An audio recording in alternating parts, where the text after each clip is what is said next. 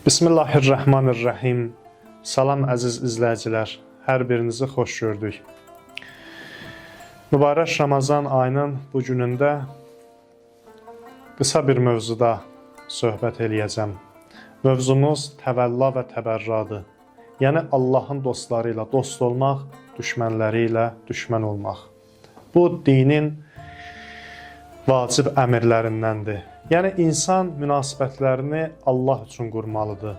Allahı əsas götürərək münasibəti qurmalıdır. Maddi maraqlarla, maddi çıxarları insan düşünərək münasibət qurmamalıdır. Allahın razılığı varsa bu münasibətdə mən kiminləsə dost oluram. Bilirəm ki, Allah razıdır. Allah razı qalar bu dostluqdan. Maddi maraqlarım üçün Allahın düşməninə yaxınlaşmıram. Allahın düşməni ilə dostluq etmirəm. Bu yaxşı bir xüsusiyyət deyil.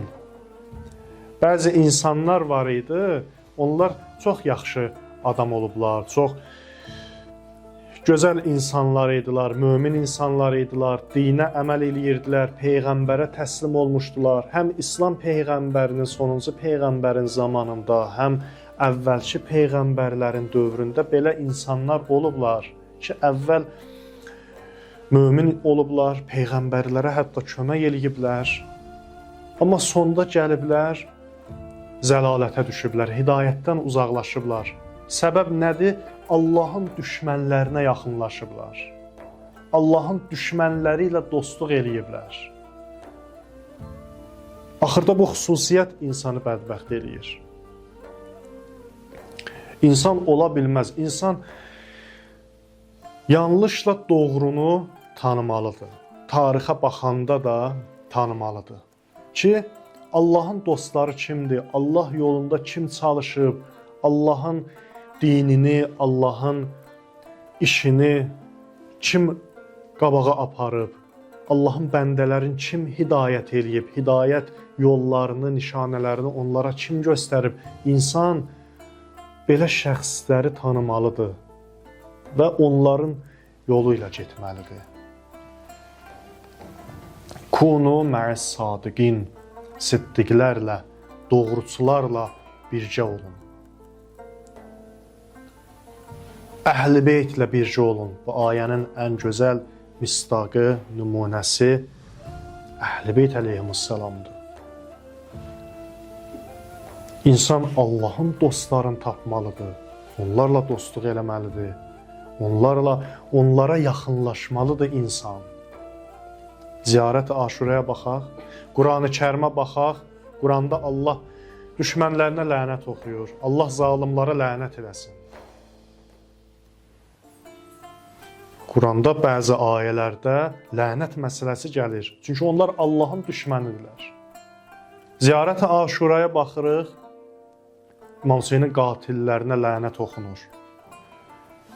Ziyarət-i Aşura etirafdır, etirafdan ibarətdir. Deyirik ki, ya Əba Abdillah, mən səninlə dost olanla dostam, düşmənlərindən uzağam. Bunu etiraf edirəm. Sənə yaxınam, sənə dostam, düşmənindən uzağam. Əssalamu aleykə ya Əba Abdillah, salam verirsən İmam Hüseyin əleyhissalama, öz mövqeyini bəlli eləyirsən. İmam Hüseynə salam verirsən. Yəni deyirsən ki, mən səninlə dostam, səninlə sülhdəyəm. Sənə qarşı münasibətim belədir mənim. Ya Əba Abdillah, inni silmun limən saləməkum və hərbun limən harabəkum ilə yevmil qiyamə. Ya Əba Abdillah, mən səninlə sülh edənlərlə sülhdəyəm. Səninlə dost olanlarla dostam və müharibə eləyənlərlə, sənlə düşmənlik eləyənlərlə düşmənəm ilə yevmil qiyamə, qiyamətə qədər, qiyamət gününə qədər mənim mövqeyim, yolum budur. Məndən arxayın ol, mən sənə dostam. Sənə dostam. Bunu etiraf eləyirəm, sənə olan münasibətim belədir. Və Allah dostlarına ümumiyyətlə insan bu münasibətdə olmalıdır. Allahın dostlarına insan düşmən olmasın. Allah eləməsin, axırda insan gələ Allahın dostlarına düşmən ola və Allahın düşmənlərinə dost ola. Allah bu işdə əlimizdən tutsun, bizə kömək eləsin ki, biz bu məsələdə zəlalətə düşməyək, yolumuzu azmayaq, yanlışla doğrunu bir-birindən ayıra bilək.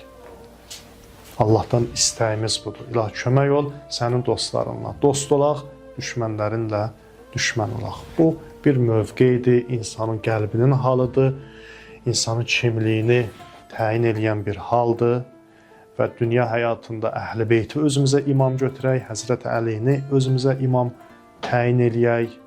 Qiyamət günündə də yevmə nəd'u kullə unasin bi imamihim. Qiyamət günündə hər bir insan öz imamı ilə gələr.